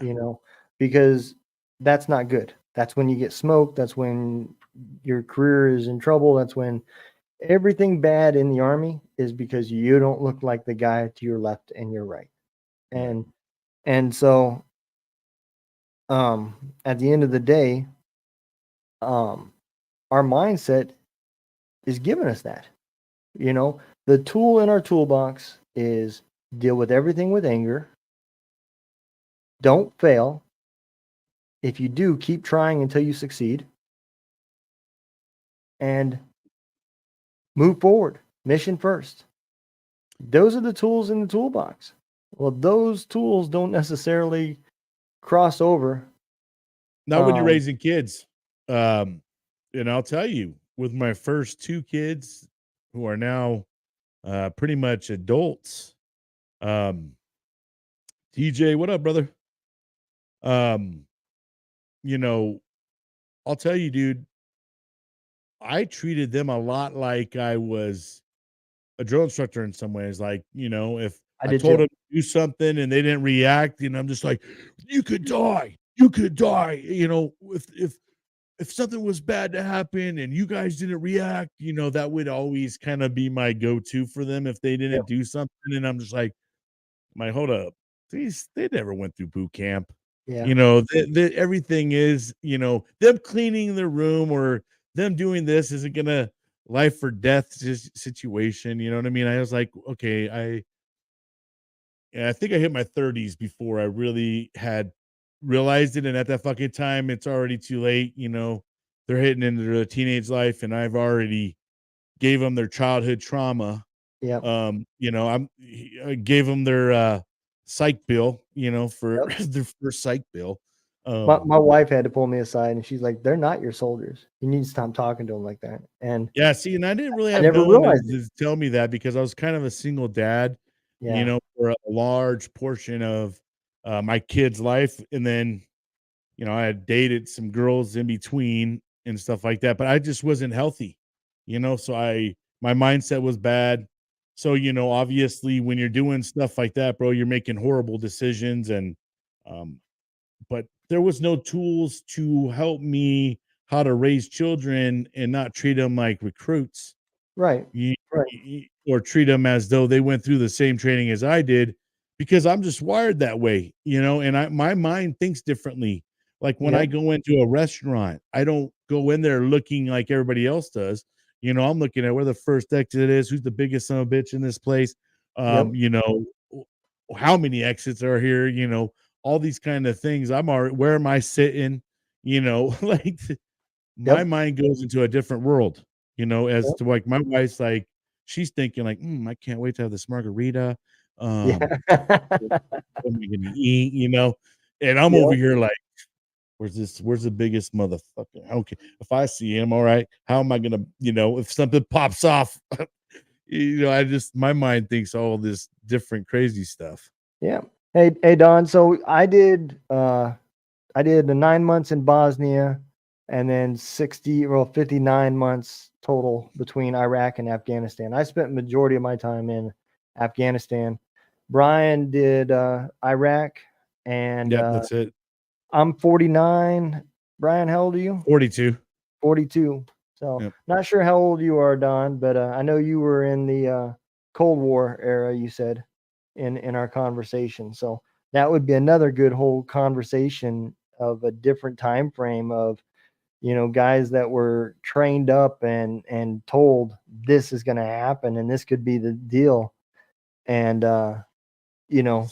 put on that moment's edge, and it just never popped off, but, yeah, that's a whole nother era of type of troops that we never really talked about, but, there was a lot of nervous people during that era, Yeah, you're a little bit older than us. Not too much, man. But yeah. Yeah, I think we all called it mop gear. I don't know what the Marines called it. We called it mop We gear. had mop gear as well. Yeah. Yeah. Because I we had to got go full mop. We had to go full mop suit over in that hot ass desert, and Yep. we were in the 100 degrees, bro, running into scud bunkers, and these fucking charcoal suits, bro. Yep. Full I'm gonna mop tell you, suit, man. full. I mean, we had to wear the whole up and down, dude. I mean, there was levels that they started kind of de-escalating, and we didn't have to full mop. It was more like make sure you always had your gas mask. Yeah, bro, it was hell. And the conditions over in the Middle East, it gets hot as fuck. Well, I'm Yes, saying it does. hot as fudge. Like the hottest day I experienced was 136, but they said there was as hot as 142 out there. You could watch like a news channel and you just be like, wow. Yep. There ain't no places I've been out here, even like Death Valley. Probably it's like maybe 120. But that's like even at nighttime, sometimes out there in the Middle East, you'd be like 110, 120. Man, it's nighttime, bro. Why can't we get just sitting there with we used to take our canteens and just sit there and just pour ourselves all over Iraq, man. Yeah. Oh yeah, absolutely, man. Place was hot. Yeah. And then full mop suit though. Man, I think we only had to do it for 2 days because when the war first started, they didn't know whether Iraq was hitting us with dirty bombs or not. So every time anything came close to landing, they sent out the NBC group and they would go out, test it, see if it was. And then to be quite honest with you, and I know this might sound messed up, but we had TCN workers, and they're called third country nationalists, and they would be working with us. Well, they didn't have mop suits, they didn't have gas mask, so they were our parrots, kind of. You know what I mean? Like, and we all were sitting there mop suited up, and the guys would be sitting there in the scud bunkers right next to us, and we're just like, he's good, man. He's not choking on nothing yet, so like we're okay. Like, yep. But and that's in training. I mean, that's TTP right there. Is when you get to that point of we need to find out if it's all clear, and you do all your tests that you can do. That's when you walk up to that private and you're like, "Hey, is your weapon clean? Let me see that shit." All right, now take off your mask. Break your seal.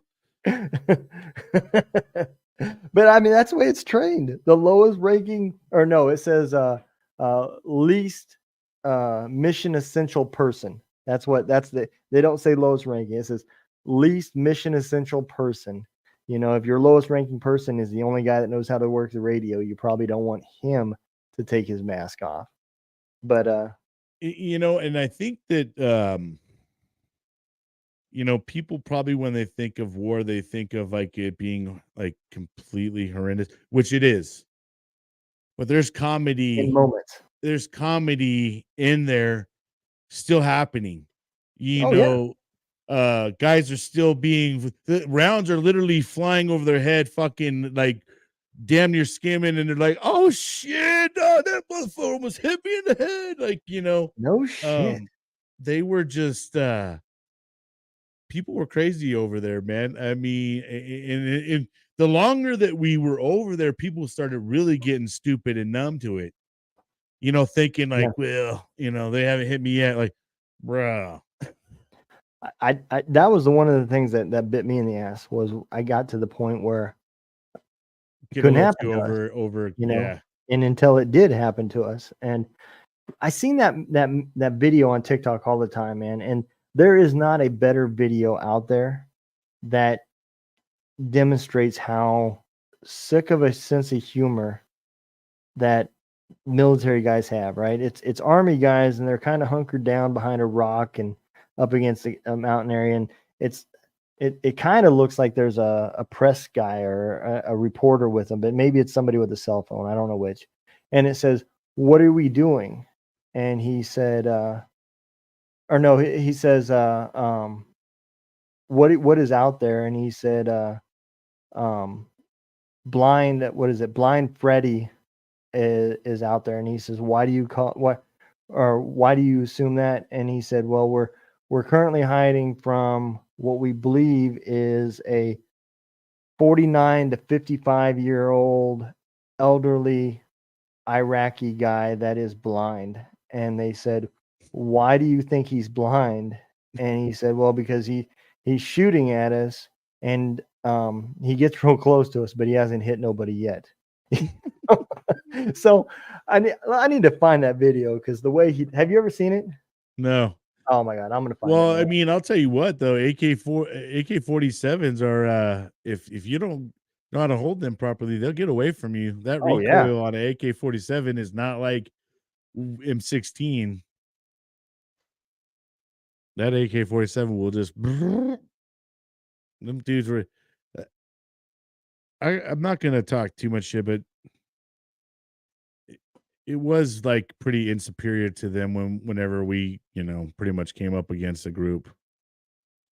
Oh yeah. Absolutely, man.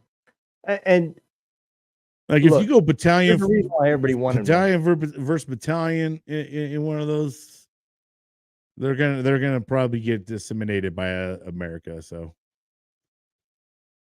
Yeah. Yeah. now you know the thing about the different wars and stuff too. Like those Vietnam veterans, dude. Did you ever see like some of those tunnels that they had to go through, and then the Vietnamese would sit there and booby trap all these holes and like and leave these guys to they tortured them. You know, and that's the one thing that a lot of people don't understand is our enemy does not play fair. And here we are given rules of engagement cards before we go in, you know, here's what you Yeah. can, here's what you cannot do. We will make sure your buddy gets popped in the fucking head before you return fire. You know, Dude, the damn practically, ROEs bro. got ridiculous. I don't care what anybody says, man. We were literally handicapped. Let me see if I can find one. There it is. All right. Let me share my screen, man, because this shit is hilarious. This is the definition of military sense of humor. Share screen.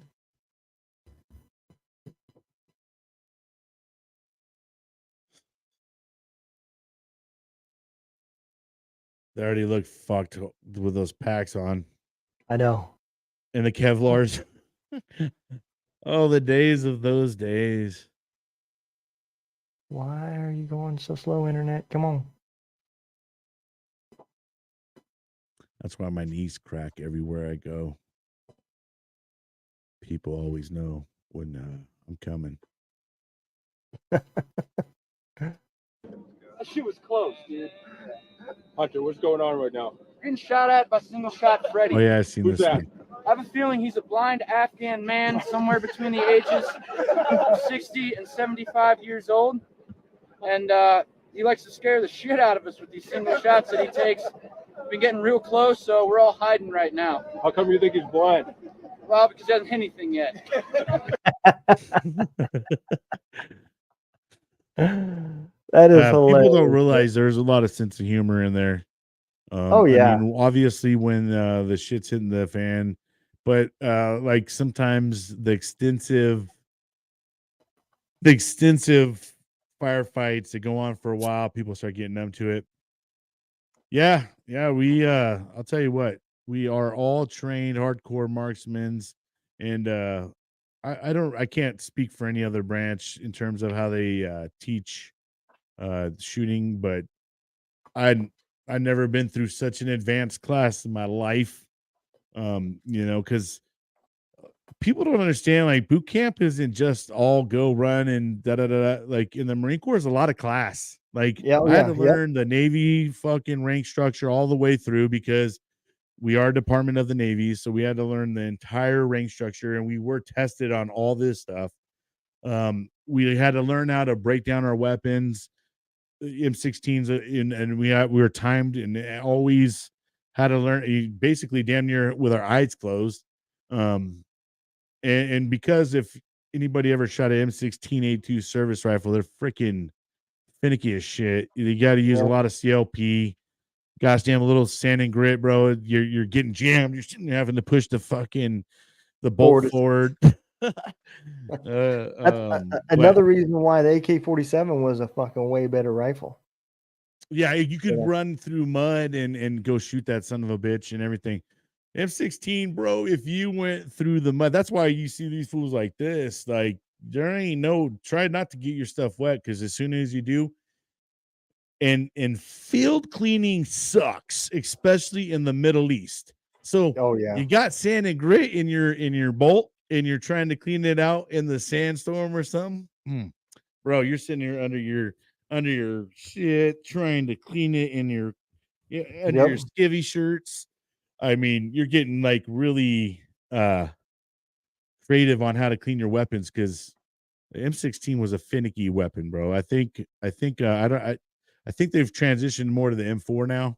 They have, at least all through the Army. And now, but I'll tell you what, the M16A2 service rifle, I was an expert shooter in that every time, and it is damn near like a sniper rifle. You can peg someone from 1,000 meters, no problem. It is accurate from 1,000 meters, with no scope.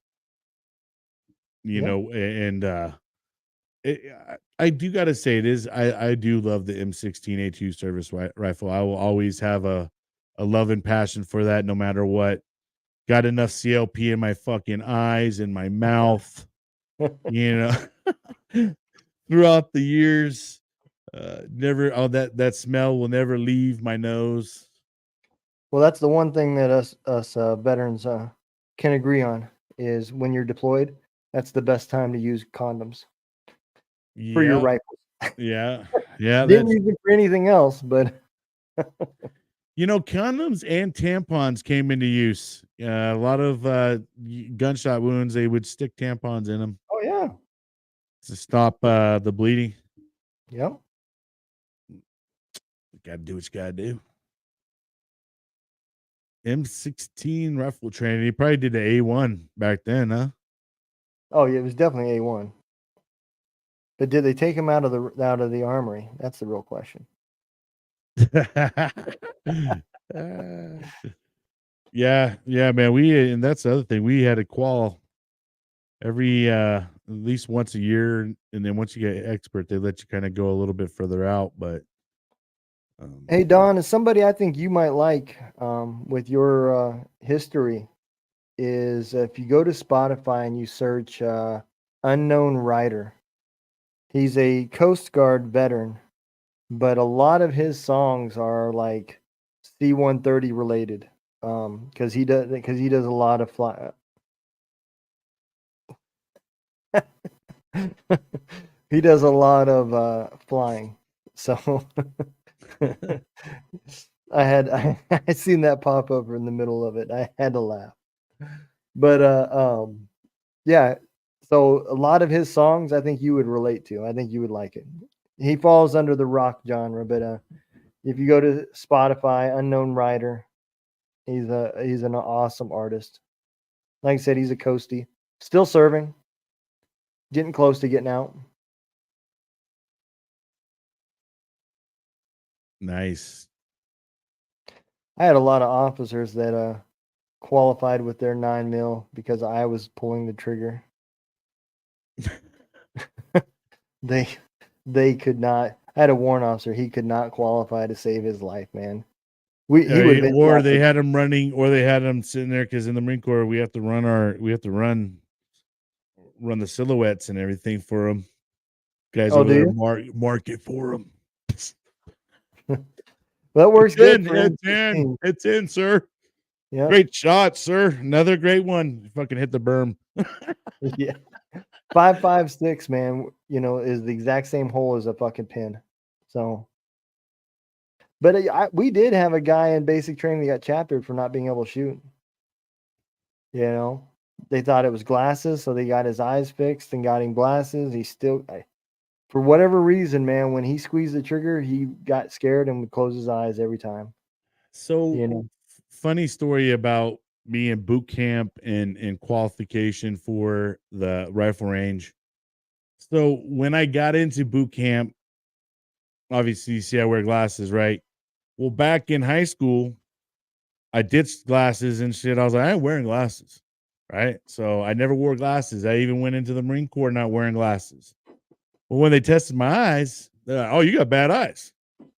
So they gave me, and we call them BCs, Yep. birth control goggles. because these things are they're the ugliest glasses for reals. Yep. And so when they gave them to me, I was like, put them right into my cargo pants. And when we got dropped into our boot camp and to our actual drill instructors, because we go through a receiving portion when we get into the Marine Corps for a couple of days, and then they drop us into our actual platoon with our real drill instructors. Well, I never let them know I had glasses. Well, comes up to rifle range week. And once I get to, so in the Marine Corps, we start off at 200, then we go to 300, and then we do 500. And we do from each, so like if from 200, you actually do prone, sit and kneel and stand. And then from 300, you don't do prone no more. And then it's or no, you don't do kneel or something. One of them, you just each iteration, it kind of you take out a little bit as you go further back. But when I got to the 300 yard mark, I'm sitting there looking at the fucking thing. I'm like, oh my gosh, bro, it is so bad. I can't see shit. Yeah. And I'm trying to put the front side, you're supposed to only get the very smallest tip of the front side post, in your rear side post, right? And then as I'm aiming down, I'm like, oh my gosh. So I had to sit there and I whipped him out. And that's the only time I got him by. And the drill instructors never caught it. They never caught that I just did that real quick. I was kind of shocked, bro, because they were ripping dudes for not having their glasses. And I was like, they're going to get me one of these days. They never did. And after after we did the rifle range, I was good. I didn't really need them again. But for the rifle range, I was like, when I got to the 500, fucking, I'd probably be hitting someone else's target, or I'm all hitting a berm at 300 yards at that point in time. Like, no, I needed my BCs, so I wore the BCs for the rifle range, and then, like I said, I ditched them after that again because I wasn't gonna go to graduation with family members and friends being there and wearing these BCs. Nah. When I got out, they were changing the name to 84-year-old Force Recon, a badass son of a bitch right there. Yeah, man. Get the stories all that you can. Man, that dude's got some stories, I'm sure.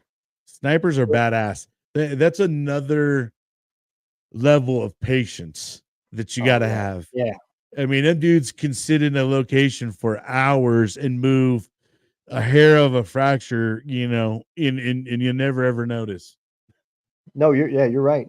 I mean, and there was different levels of that too, you know. You guys had snipers built into your infantry units, you know. So the army didn't have that, you know.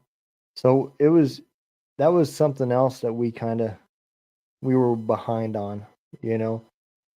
There would be sniper schools. The army, you know what it reminds me of is almost like you guys are what's it called? A union. It's almost like a union. There's Yeah. you guys all have jobs and all you guys have specific jobs and even like going to boot camp, right? I believe that you guys actually go more towards your specialty of a boot camp. No, not for Is boot there or camp. is there more? Or is there one general boot camp for everybody No. and then they go to schools? Everybody goes to the same basic training, right? Okay, 8 weeks. okay. Right. I don't know if it's changed since I got out, but it was 8 weeks when I came in.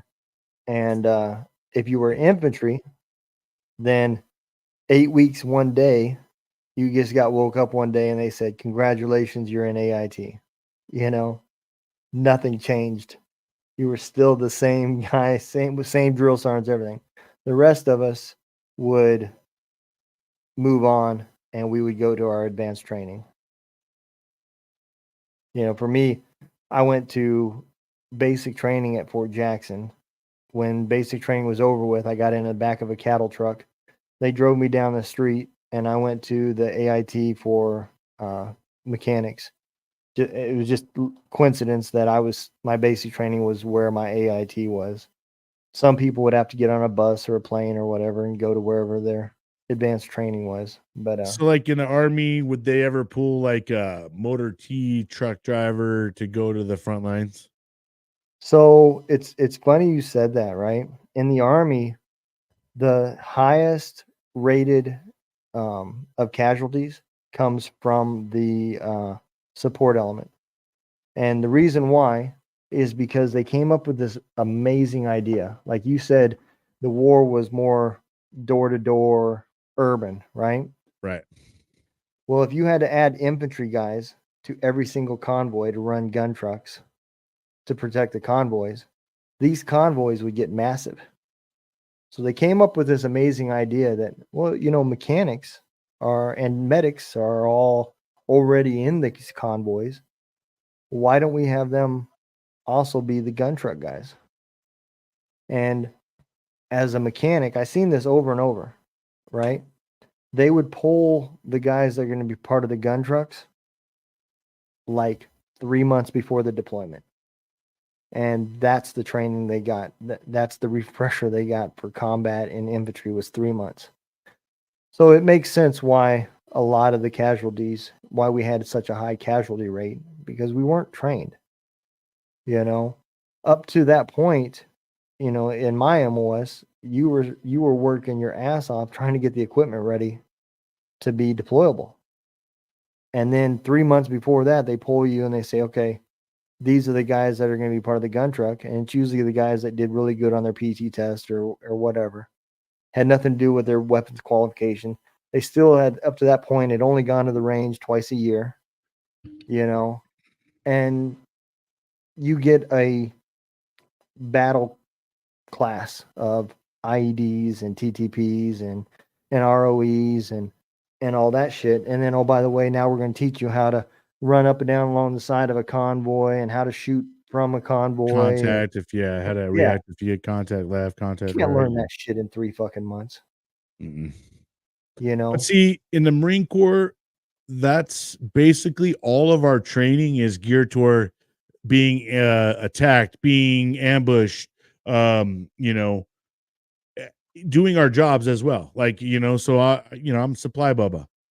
But all of my training was always geared toward us being attacked and how do we react, how to, you know, and shooting, But constantly you guys were also muscle memory. What's that? You guys were also part of the Navy, so you would get some of their support elements integrated with you guys, like your corpsmen and stuff like that, Our right? corpsman was docs, yeah. So we had a couple embedded, you know, a platoon basically It all depends. Like it depends on the elements. Like where I was, we were considered frontline support. So Mhm. even though we're supply, we're attached to grunt units, which Right. are the guys fighting in the front. So now we got to be that combat element. So we're always on combat ready, and that's something that all of our training is always geared for. Is always combat related and combat readiness. Like no matter what we're doing. So like, hey, when you go to do this convoy, you're not just going there to deliver these items, but you're going to be attacked. 100, always expect to be attacked 1,000%. Yeah. And so, you know, our supply guys got to know how to run those 50 cals on the, they got to know how to drive the 7 tons and the Humvees, and they got to know how to react when there's contact left, contact right. The front vehicles got to know what they're doing. The back vehicles got to know what they're doing. You got every vehicle has an A driver, and the A drivers all have a responsibility in the Marine Corps. So one thing that's one thing in the Marine Corps is that we just get, and also we're a small force. We are a small Yeah. force, so we are expected to know and learn a lot of other jobs, right? So that's Right.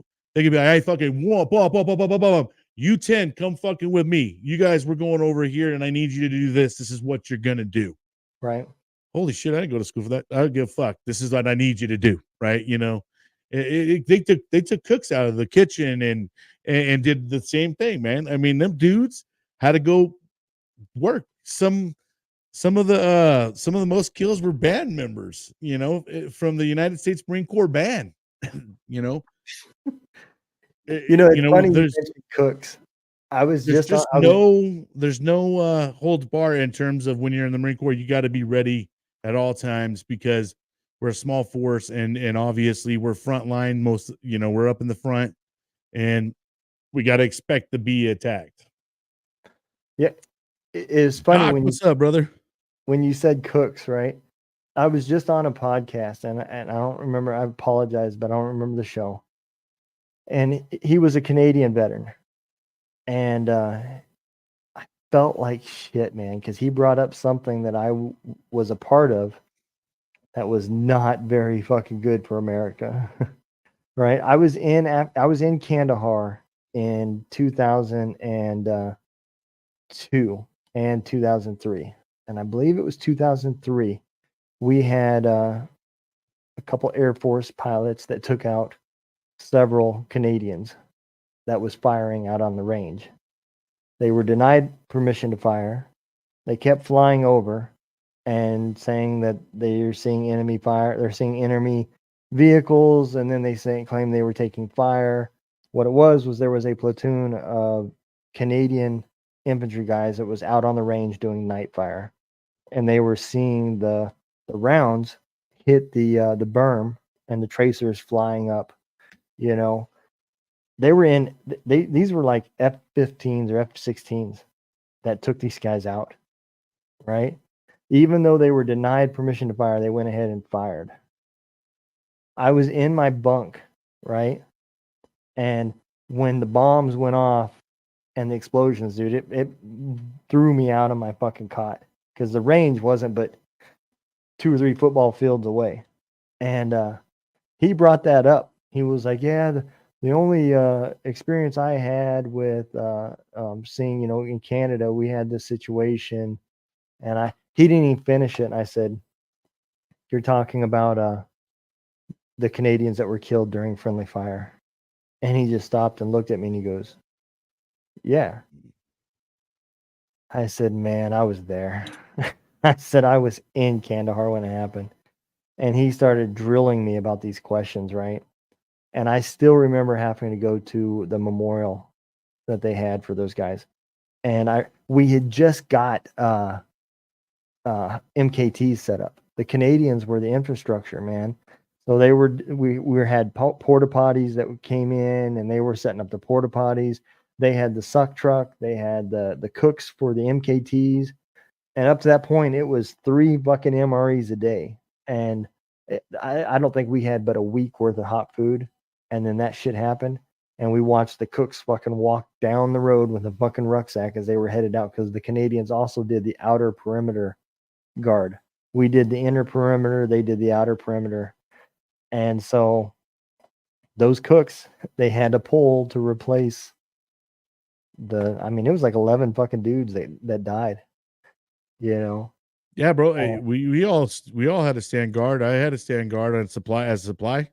Didn't matter. They put me out on the fucking fence line, bro, and they expected every single one of us to know what we were doing, because a lot of us, like when I went to school, they had specific duties. One of them was guard duty, or colors, putting up the flag and stuff. Yep.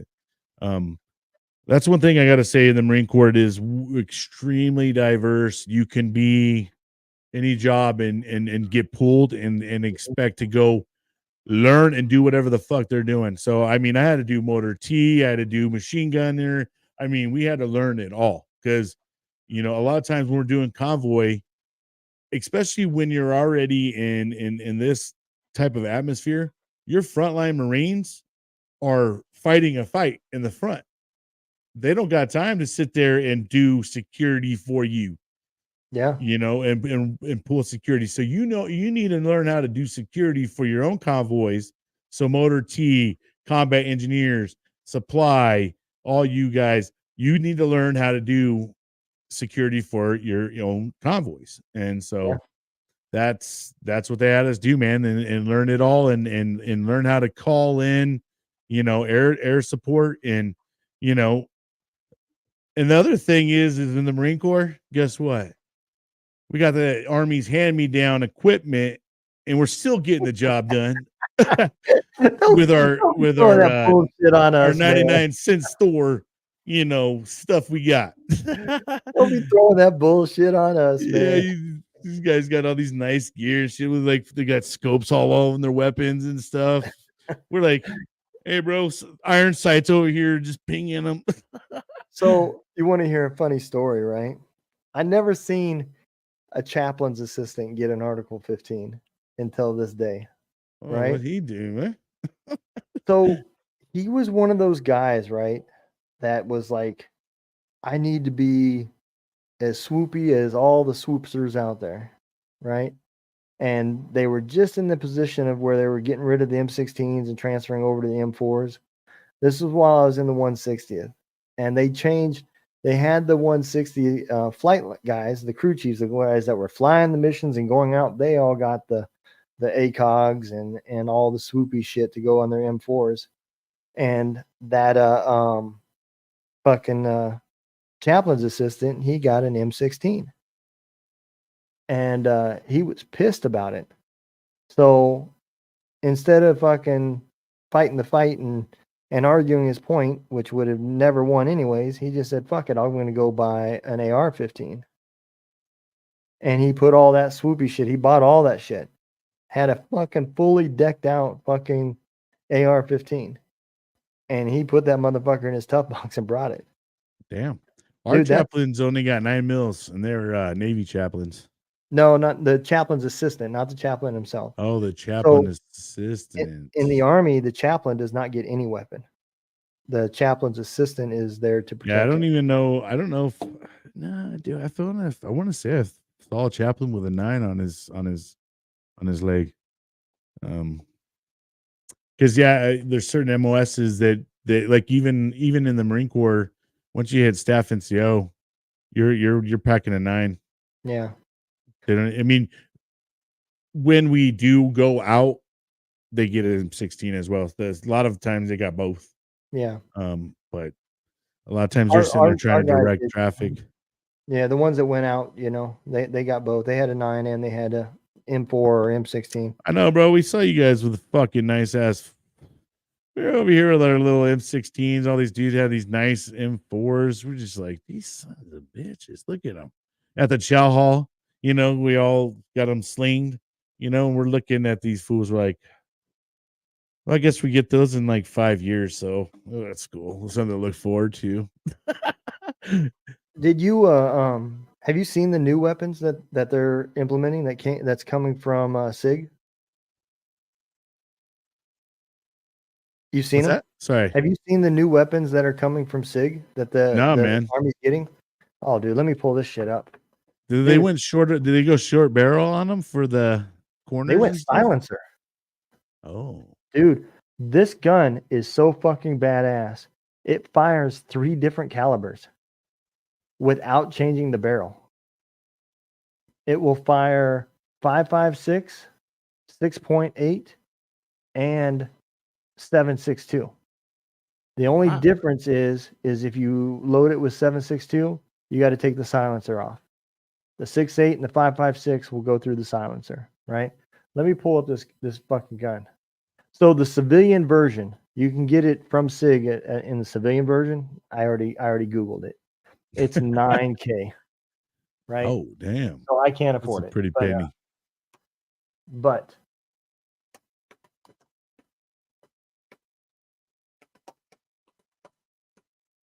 dude, this bitch is badass. It is the XM7, right? So let me pull up an image of this bitch.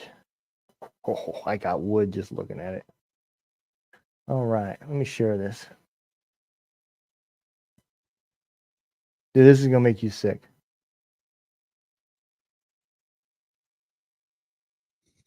Hmm. That's the new SIG. Plastic casings, not steel. Yeah, tripod for the son bitch too. Yes. Yes. Golly. Dude, they It can almost looks carry like more. it almost looks so fake. It looks like airsoft, bro. Gosh. So the casings are all 6.8, and then they neck them down to whatever the What is that, bullet like a is. 60 round? Drum? Yeah. Yeah. So they use the same thing to replace the saw. The saw is being replaced, and the M4 is being replaced. Now like I I said- wonder, so shooting the saw and being, experienced with that, we had to change out the barrel, after so often because it would literally turn bright red. And Right. if you kept going with it after that point, it literally start doing this number on you. But it doesn't look like you need to change out the barrel on that thing, or does it have different extensions? I can't tell.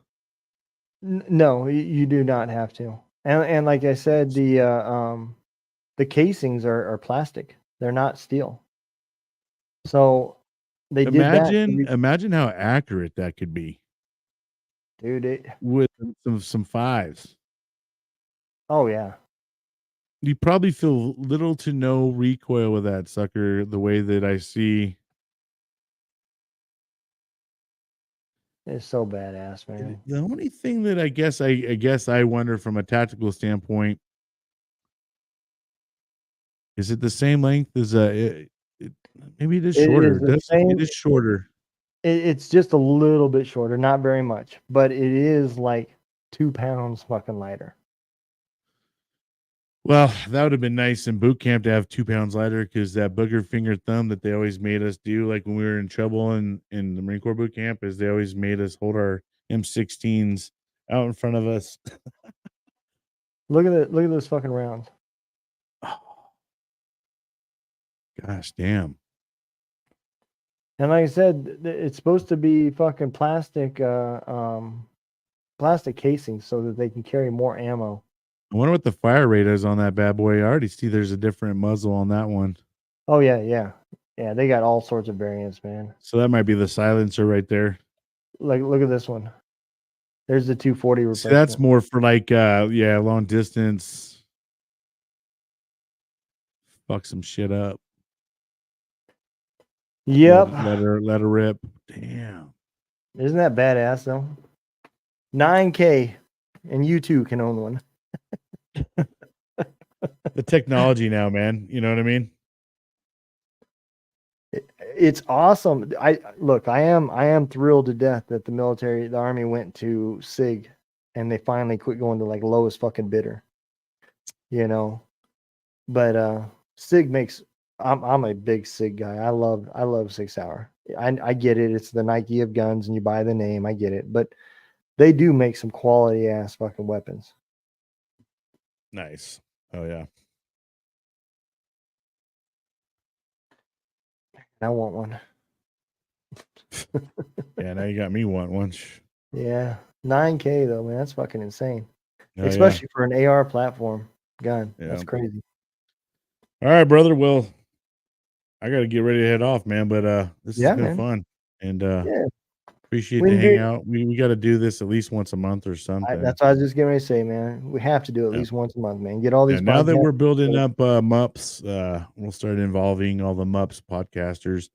Absolutely, man. And if you're watching this and you have a podcast and you want to be a part of MUPs, hit us up. Hit us up. We're always looking for our veterans out there. We want to put you in front of as many people as we can. That's our goal. And just give you guys an avenue to have happiness, to share your stories. It's just for each and every one of us, we could tell you it's very much like therapy. Yeah. Except you don't got to go talk to somebody. You get to sit in your own house and kind of do it. So it's kind of nice. And there's some cool benefits to it too. We've got some guys that I'm talking to about doing some webinars that podcast professionally, and some public speaking classes, and all sorts of different things that are available to help you out and to help you grow. And the cool part about it is you get it for free. Yeah. Good times, man. And there's nothing but help here. There's nothing but help here. We're all about helping each other.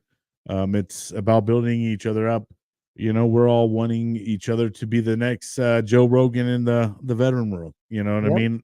So we want you to reach as many soldiers and many veterans as you can to help them. That's what we want. And, and you know what? if that gives you a 10,000 a month download following, great. We're happy for you. Yep. And it's showing, men and women out there, it's okay to talk about certain things. And we're trying to make that a new comfortable thing for everybody. Don, we appreciate you talking. Facebook user, thank you for coming on, everybody. We appreciate you guys.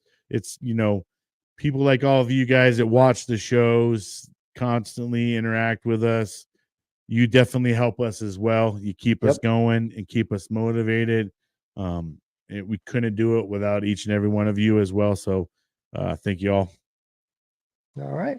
Well, y'all take care. Be safe. Make sure you watch Two Drunk Dudes in a Gun Room. And every day is a Saturday with Brian Rook. Great shows. And the guy that was on earlier, The Contagion Effect. So those podcasts should all be in your playlist. Y'all take care, man. Be safe. We love y'all. Peace. Much love.